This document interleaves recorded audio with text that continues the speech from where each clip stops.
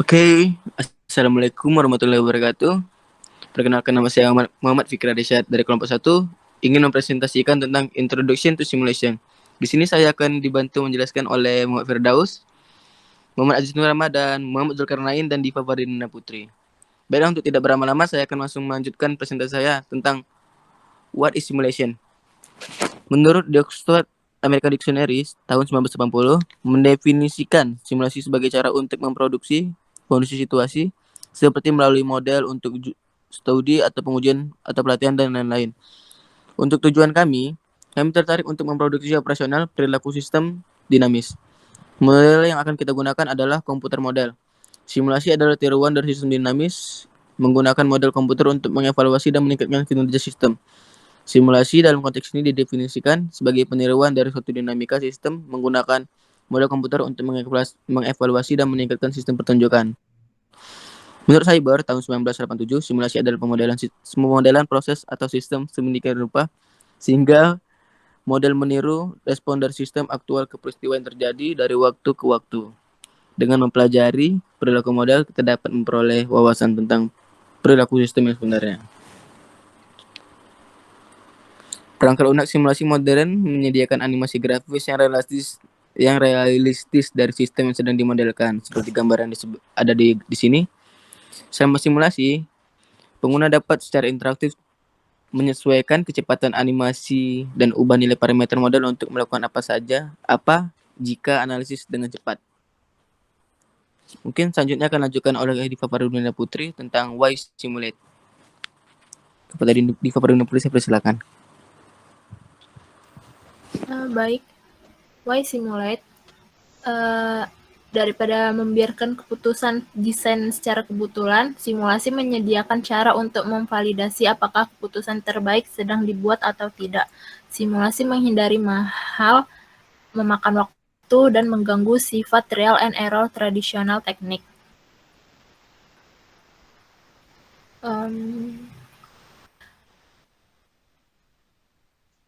Karena simulasi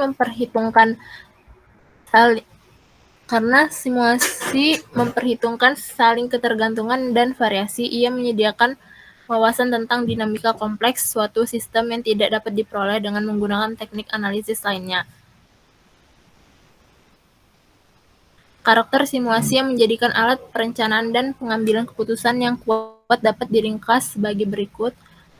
Menangkap saling ketergantungan sistem, memperhitungkan variabilitas dalam sistem, cukup fleksibel dan memodelkan sistem apapun, menunjukkan perilaku dari waktu ke waktu, memberikan informasi tentang berbagai ukuran kinerja, lebih murah, tidak memakan waktu dan mengganggu daripada bereksperimen sistem yang sebenarnya, menarik secara visual dan menarik minat orang, memberikan hasil yang mudah dipahami dan dikomunikasikan, berjalan dalam waktu, terkompresi, nyata, atau bahkan tertunda, memberikan perhatian terhadap detail dalam sebuah desain.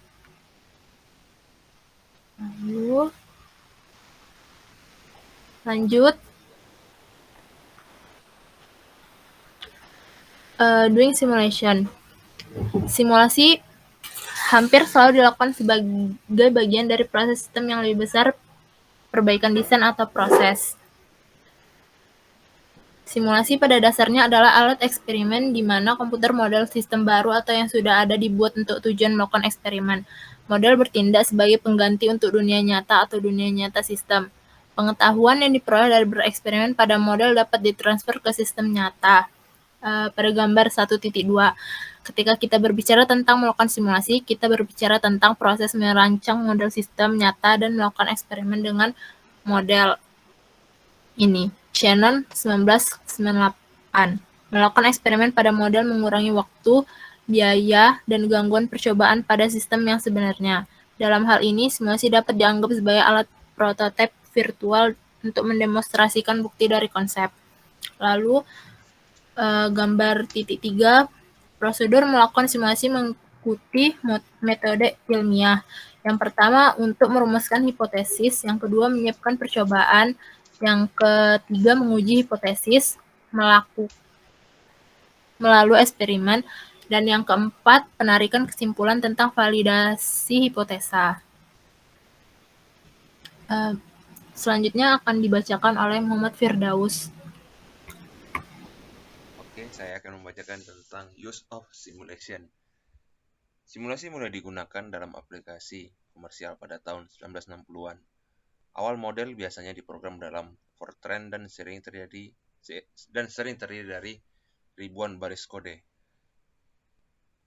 Tidak hanya membangun model adalah tugas yang sulit, tapi debug ekstensif diperlukan sebelum model berjalan dengan benar. Model sering membutuhkan waktu 1 tahun atau lebih untuk membangun dan mendebug, sehingga sayangnya berguna hasil tidak diperoleh sampai setelah keputusan dan komitmen moneter telah sudah dibuat. Lonjakan popularitas simulasi komputer dapat dikaitkan dengan mengikuti 1. Peningkatan kesadaran dan pemahaman tentang teknologi simulasi. Kedua, peningkatan ketersediaan, kemampuan, dan kemudahan penggunaan perangkat lunak simulasi. Yang ketiga, peningkatan memori komputer dan kecepatan pemrosesan terutama PC. Yang keempat, penurunan biaya perangkat keras dan perangkat lunak komputer. Aplikasi simulasi yang umum termasuk perencanaan alur kerja. Yang kedua, analisis throughput.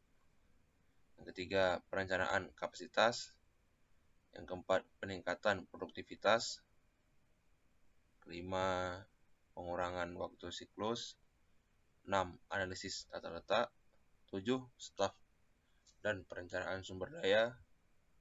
8. Penyimbangan lini. 9. Prioritas kerja. 10. Optimalisasi ukuran batch. 11. Analisis kemacetan. 12. Penjadwalan produksi. 13. Perbaikan mutu. 14. Penjadwalan sumber daya. 15. Pengurangan biaya. 16. Jadwal pemeliharaan. 17. Pengurangan persediaan. 18. Desain sistem kontrol. Oke, untuk selanjutnya akan dibacakan oleh Muhammad Zulkarnain.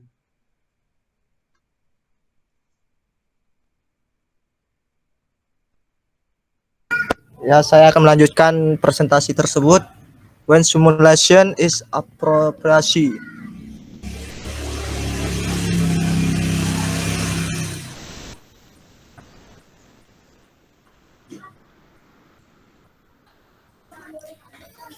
Yaitu tidak semua masalah sistem yang dapat diselesaikan dengan bantuan simulasi, harus diselesaikan dengan menggunakan simulasi.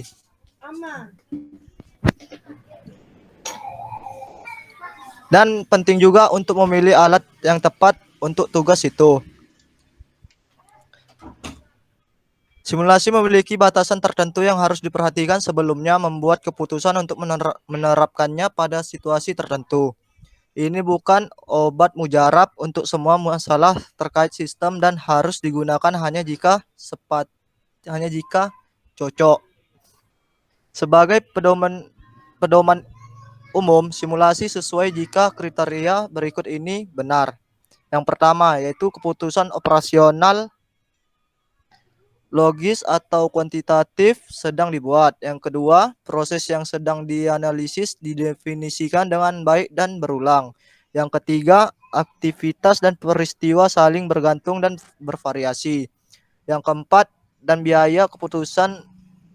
biaya keputusan lebih besar daripada biaya melakukan simulasi.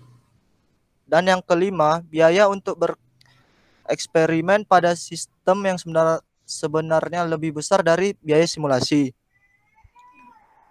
Keputusan harus bersifat operasional. Mungkin yang paling signifikan keterbatasan simulasi adalah pembatasannya pada masalah operasional yang terkait dengan perencanaan sistem di mana solusi logis atau kuantitatif sedang dicari.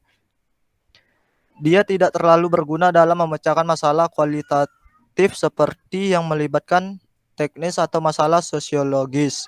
Misalnya, qualification for doing simulation. Banyak individu yang enggan menggunakan simulasi karena merasa tidak memenuhi syarat.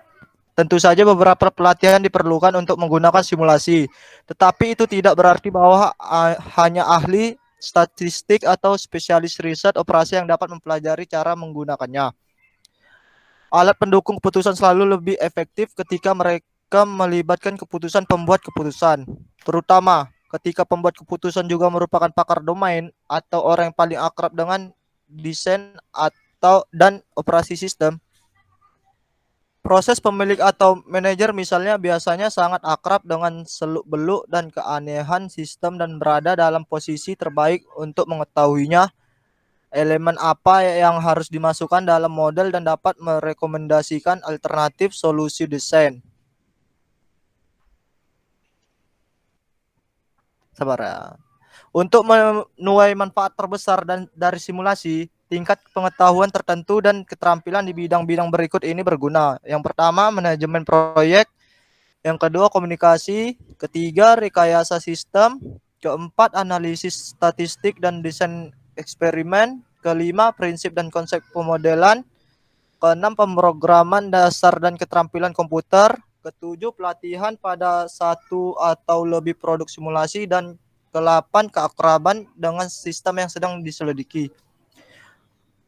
Pengalaman ini menunjukkan bahwa beberapa orang belajar simulasi lebih cepat dan menjadi lebih mahir daripada yang lain. Ya, selanjutnya akan diteruskan oleh Muhammad Aziz Nur Ramadan. Baik, economic justification of simulation. Biaya selalu menjadi masalah penting ketika mempertimbangkan penggunaan perangkat lunak apapun. Dan simulasi tidak terkecuali. Simulasi tidak boleh digunakan jika biayanya melebihi manfaat yang diharapkan. Ini berarti bahwa baik biaya maupun manfaat harus hati-hati dinilai.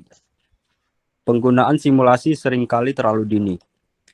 Diberhentikan karena kegagalan untuk mengenali potensi manfaat dan penghematan yang dapat dilakukan menghasilkan. Lalu dengan alat pemodelan canggih yang sekarang tersedia, model sebenarnya pengembangan dan menjalankan simulasi hanya membutuhkan sebagian kecil dari keseluruhan waktu desain sistem.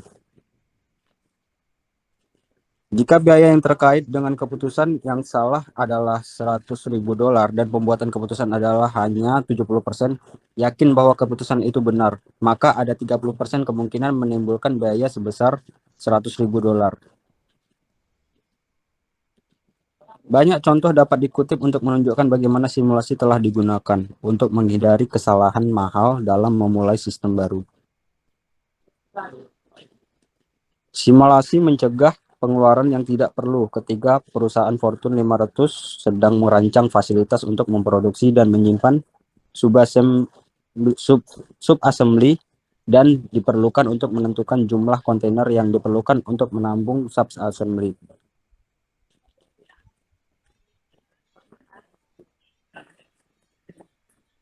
Pada gambar 1.5 mengilustrasikan bagaimana biaya kumulatif yang dihasilkan dari sistem yang dirancang menggunakan simulasi dapat dibandingkan dengan biaya merancang dan mengoperasikan sistem tanpa menggunakan simulasi. Perhatikan bahwa meskipun biaya jangka pendek mungkin sedikit lebih tinggi karena penambahan tenaga kerja dan perangkat lunak biaya yang terkait dengan simulasi, biaya jangka ini penjelasan gambar pada slide terakhir. Baik, sekian dari saya. Saya kembalikan kepada moderator.